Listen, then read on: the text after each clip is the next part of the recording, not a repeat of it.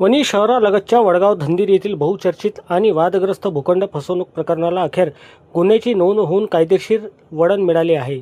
खोटे फेरफार, बनावट कागदपत्रे तयार करून आर्थिक फसवणूक केल्याप्रकरणी वणी पोलिसांनी मंडळ अधिकारी, तलाठी, अर्जनवीस आणि संबंधित मुख्य सूत्रधारावर गुन्हा दाखल केला आहे. मात्र गुन्हा दाखल होताच आरोपी फरार झाल्याची माहिती प्राप्त झाली आहे.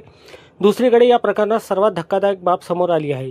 आरोपी तलाठ्याच्या बचावासाठी थेट उपविभागीय अधिकारी कार्यालयातून वणी पोलिसांना पत्र पाठवण्यात आले.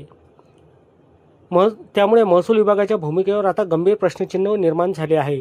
तब्बल 1.5 वर्षापासून तक्रार करूनही कोणतीही ठोस कारवाई होत नसल्याने संतप्त पत्रकारांनी शुक्रवारी थेट वणी पोलीस स्टेशनमध्ये ठिय्या आंदोलन छेडले.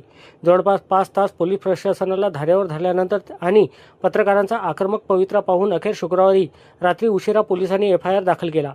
जिल्हा पोलीस अधीक्षकांच्या आदेशानंतरही वणी पोलिसांनी कारवाईला विलंब का केला, असा थेट ज्या पत्रकारांनी ठाणेदार गोपाल उंबरकर यांना विचारला.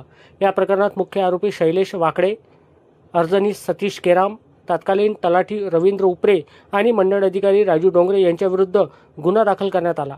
गुन्हा दाखल होताच सर्व आरोपी फरार झाले असून त्यांचा अटकपूर्व जामिनासाठी हालचाली सुरू झाल्या आहे. या संपूर्ण प्रकरणात आता नवीन आणि धक्कादायक वळण मिळाले आहे, ते म्हणजे SDO कार्यालयाची संशयास्पद भूमिका. गुन्ह्यातील आरोपी असलेला तत्कालीन तलाठी रवींद्र उपरे याच्या बचावासाठी थेट SDO कार्यालयातून वणी पोलिसांना एक लेखी पत्र पाठवण्यात आल्याची चर्चा आता वणी शहरात वाऱ्यासारखी पसरली आहे. तक्रारदार सूरज चाटे व संध्या तरवटकर यांनी जुलै 2024 मध्ये वडगाव येथील प्लॉट खरेदीसाठी 1,20,000 रुपयांचा व्यवहार केला होता. त्यानंतर संबंधित भूखंडाचा फेरफार व सातबारा त्यांच्या नावे करण्यात आला. मात्र काही दिवसातच हा फेरफार पूर्णपणे बनावट असल्याचे आणि त्या जमिनीचा मूळ मालक दुसराच असल्याचे उघड झाले.